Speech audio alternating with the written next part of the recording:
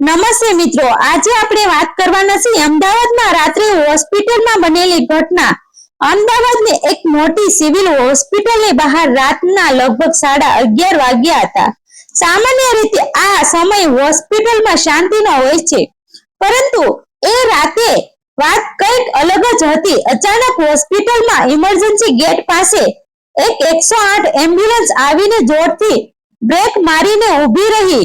સાયરનની કરુણ અવાજ હજુ હવામાં ગુંજી રહ્યો હતો અને એ સાથે જ અંદરથી એક બેનના કરુણ બરાડા સાંભળતા જ ત્યાં ઉભેલા લોકોના રોમાંચ ઊભા થઈ ગયા। બસાવો, મને બસાવો એમ ચીસો પાડતી એ બેનને સ્ટ્રેચર પર ઉતારવામાં આવી રહી હતી। તેમના ચહેરા પર અતિશય પીડા અને ડર સ્પષ્ટ દેખાતો હતો। એ બેન ગરીબ વિસ્તારમાં રહેતી। નામ હતું રેખાબેન। આખો દિવસ મજૂરી કરીને પોતાનું ઘર ચલાવતી। પતિ રિક્ષા ચલાવતો, પરંતુ છેલ્લા કેટલાક મહિનાથી બીમાર હોવાને કારણે કામ પર જઈ શકતો નહોતો। ઘરનું બધું ભાર એ ગર્ભવતી રેખાબેનના ખંભા પર આવી ગયું હતું। આજે પણ દિવસભર કામ કરીને જ ઘરે પરત ફરી હતી, પરંતુ અચાનક જ સાંજે તેમને પેટમાં અસહ્ય દુખાવો શરૂ થયો। શરૂઆતમાં તો બધાને વિચાર્યું કે સામાન્ય પીડા હશે, પણ થોડા જ મિનિટોમાં એ દુખાવો એટલો વધ્યો કે આખું ઘર ગભરાઈ ગયું। પાડોશમાં રહેતી કમલાબેન તરત જ દોડી આવી। જલ્દી 108 ને ફોન કરો, હાલત સારી નથી એમ કહીને તેમણે આસપાસના લોકોની મદદથી એમ્બ્યુલન્સ બોલાવી અને હવે એ જ એમ્બ્યુલન્સ હોસ્પિટલના દરવાજા પર ઊભી હતી। અંદર લઈ જતા જ ડોક્ટર અને નર્સો દોડી આવ્યા। એક નર્સ તાત્કાલિક બ્લડ પ્રેશર ચેક કર્યું। બીજી નર્સ ડોક્ટરને કહ્યું, સાહેબ કેસ ક્રિટિકલ લાગે છે, ડિલિવરી ટાઈમ પહેલા પીડા શરૂ થઈ ગઈ છે। ડોક્ટરે એક નજર રેખાબેન પર કરી અને ગંભીર અવાજમાં કહ્યું, ઓપરેશન થિયેટર તૈયાર કરો, 1 મિનિટ પણ મોડું ન થવું જોઈએ। આ સાંભળતા જ ત્યાં ઉભેલી કમલાબેનના પગ નીચેની જમીન ખસી ગઈ। તેઓ હાથ જોડીને ડોક્ટરને કહેવા લાગ્યા, સાહેબ ગરીબ લોકો છીએ, જે હોય તે કરો, પણ બેનને અને બાળકોને બચાવી લો। આ દરમિયાન રેખાબેનનો પીડાથી ભરેલો અવાજ વધુ જ ઊંચો થતો ગયો, મને બચાવો, મારું બાળક બચાવો એમ કહીને તેઓ રડી રહ્યા હતા। એ અવાજ સાંભળીને હોસ્પિટલમાં બેઠેલા બીજા દર્દીઓ અને તેમના પરિવારજનો પણ ભાવુક થઈ ગયા। કોઈએ ભગવાનને પ્રાર્થના કરવી શરૂ કરી, તો કોઈ આંખોમાં આંસુ લઈને આ દ્રશ્ય જોતું રહ્યું। ડોક્ટરે તરત જ સ્ટાફને ઓર્ડર આપ્યો, બ્લડ ગ્રુપ ચેક કરો અને સ્ટોકમાં છે કે નહીં તે પણ તપાસો, કારણ કે બ્લીડિંગ વધારે લાગે છે। થોડા જ પળોમાં નર્સ ફરી આવી અને ધીમા અવાજમાં કહ્યું, સાહેબ બ્લડ બેંકમાં આ ગ્રુપ હાલ ઉપલબ્ધ નથી। આ સાંભળતા જ ડોક્ટરનો ચહેરો એકદમ ગંભીર થઈ ગયો, તો તરત જ ડોનર શોધો, 1 મિનિટ પણ મોડું થયું તો બંનેની જિંદગી જોખમમાં પડશે। બહાર ઉભેલી કમલાબેનને આ વાતની ખબર પડી। તેઓ એકદમ ગભરાઈ ગયા। હવે શું થશે, કોણ આપશે બ્લડ એમ કહીને તેઓ રડવા લાગ્યા। આસપાસ ઉભેલા લોકો એકબીજાને જોવા લાગ્યા, પરંતુ કોઈ આગળ આવ્યું નહીં। તે દરમિયાન એક યુવાન છોકરો જે હોસ્પિટલમાં પોતાના મિત્રને મળવા આવ્યો હતો, આ બધું દૂરથી જોઈ રહ્યો હતો। તેના ચહેરા પર ગંભીરતા આવી ગઈ। તેણે ધીમે ધીમે આગળ વધીને પૂછ્યું, બ્લડ ગ્રુપ શું છે? નર્સ કહ્યું, ઓ નેગેટિવ। આ સાંભળતા છોકરાએ એક ક્ષણ માટે આંખો બંધ કરી અને પછી જે કહ્યું એ સાંભળીને ત્યાં ઉભેલા બધા લોકો ચોંકી ગયા।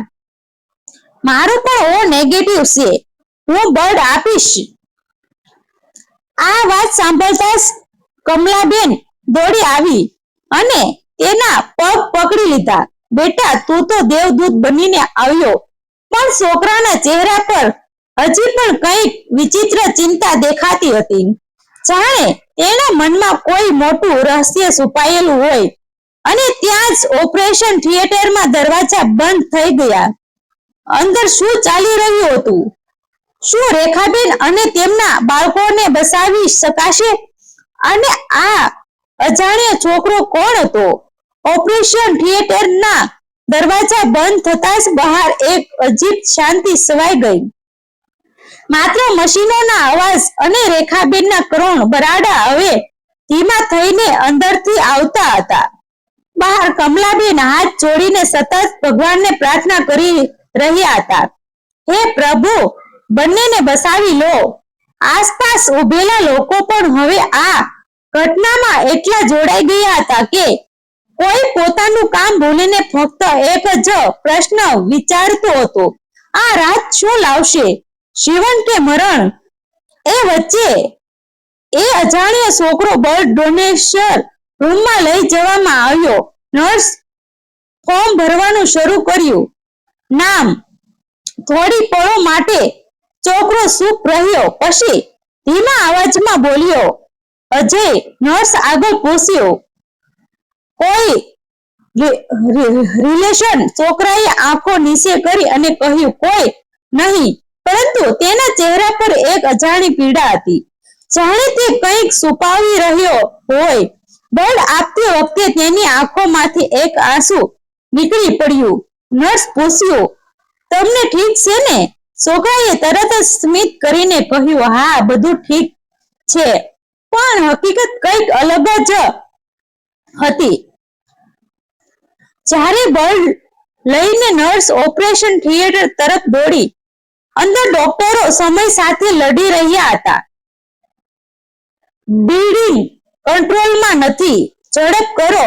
એક ડોક્ટર શીશ્યો. બીજા ડોક્ટરે કહ્યું, બાળકને હાર્ટબીટ ધીમું પડી રહ્યું છે.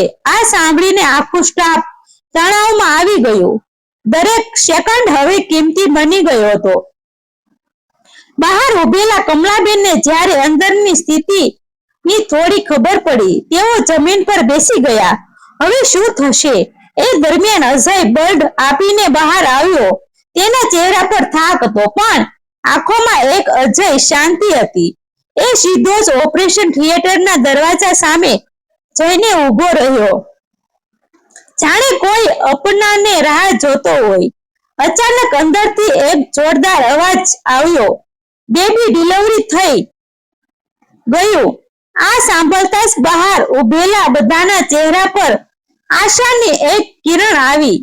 પરંતુ તરત જ બીજા ડોક્ટરોનો અવાજ આવ્યો, પણ માતાની હાલત હજી પણ ક્રિટિકલ છે. આ સાંભળીને ફરી બધાના દિલ ધબકવા લાગ્યા. થોડા મિનિટો પછી ઓપરેશન થિયેટરનો દરવાજો ખુલ્યો. ડોક્ટર બહાર આવ્યો. તેમના ચહેરા પરથી સમજાઈ રહ્યું હતું કે પરિસ્થિતિ સરળ નથી. કમલાબેન દોડી આવ્યા. સાહેબ, શું થયું? ડોક્ટરે ધીમી અવાજમાં કહ્યું, બાળક સુરક્ષિત છે, પરંતુ માતાની સ્થિતિ ખૂબ જ ગંભીર છે. અમે અમારી પૂરી કોશિશ કરી રહ્યા છીએ. આ સાંભળતા જ કમલાબેન રડી પડ્યા અને એ સમયે અજય આગળ આવ્યો. એની આંખોમાં આંસુ હતા. એણે ડોક્ટરને એક પ્રશ્ન પૂછ્યો, શું હું અંદર જઈ શકું? ડોક્ટર થોડા ક્ષણ માટે ચૂપ રહ્યા, પછી બોલ્યા, તમારો કોઈ સંબંધ છે? આ પ્રશ્ન સાંભળતા જ અજયનું દિલ ધબકવા લાગ્યું. આખરે એણે એ સત્ય બોલી દીધું, જે સાંભળીને ત્યાં ઉભેલા બધા લોકો હસમસી ગયા. હું એ બાળકનો પિતા છું. એક ક્ષણ માટે આખી હોસ્પિટલમાં સન્નાટો છવાઈ ગયો. કમલાબેન આશ્ચર્યથી તેની તરફ જોવા લાગ્યા, પણ રેખાબેનના પતિ તો અજયની આંખોમાંથી આંસુ વહેવા લાગ્યા. હા, હું જાણું છું, પરંતુ વર્ષો પહેલા અમારી વચ્ચે પ્રેમ હતો. પરિસ્થિતિએ અમને અલગ કરી દીધા અને પછી રેખાબેનનું લગ્ન થઈ ગયું. હું ક્યારેય તેમની જિંદગીમાં પાછો આવ્યો નહીં, પણ આજે જ્યારે મેં એમ્બ્યુલન્સમાં તેમને જોયા, ત્યારે સમજાઈ ગયું કે આ બાળક મારું છે. આ સાંભળીને દરેક વ્યક્તિ નિશબ્દ થઈ ગયો. ડોક્ટરે થોડા ક્ષણ વિચાર્યા અને પછી કહ્યું, જાઓ, પણ સમય બહુ ઓછો છે. અજય ધીમે ધીમે અંદર ગયો. રેખાબેન બેહોશ હાલતમાં હતા. મશીનો પર તેમની શ્વાસ ચાલી રહી હતા. અજય તેમના નાજુક ગયો. હાથ પકડીને ધીમે અવાજમાં બોલ્યો, રેખા, હું આવી ગયો. જાણે ચમત્કાર થયો હોય એમ રેખાબેનની આંખો ધીમે ધીમે ખુલી. તેમને અજયને જોયો અને એક નાનું સ્મિત કર્યું. મને ખબર હતી તું આવીશ. આ શબ્દ સાંભળીને અજય તૂટી ગયો. રેખાબેને ધીમે અવાજમાં કહ્યું, મારા બાળકને સાચવજે. અને એટલું કહીને મશીનનો અવાજ સીધો થઈ ગયો. ડોક્ટરો દોડી આવ્યા, પણ હવે મોડું થઈ ગયું હતું. બહાર ઉભેલા લોકો આ સમાચાર સાંભળીને શબ્દ થઈ ગયા. કમલાબેન રડી પડ્યા અને અજય તે શાંત ઊભો રહ્યો. તેની આંખોમાં આંસુ વહેતા હતા, પરંતુ ચહેરા પર એક વસન હતું, એક પિતાનું વસન. થોડી વાર પછી નર્સ નાનકડા બાળકને તેની ગોદમાં આપ્યો. અજયે બાળકને જોયું અને ધીમે અવાજમાં કહ્યું, હવે તું એકલો નથી, હું છું. અને એ રાતે એક માતાને અંશ થયો, પરંતુ એક પિતાનો જન્મ થયો.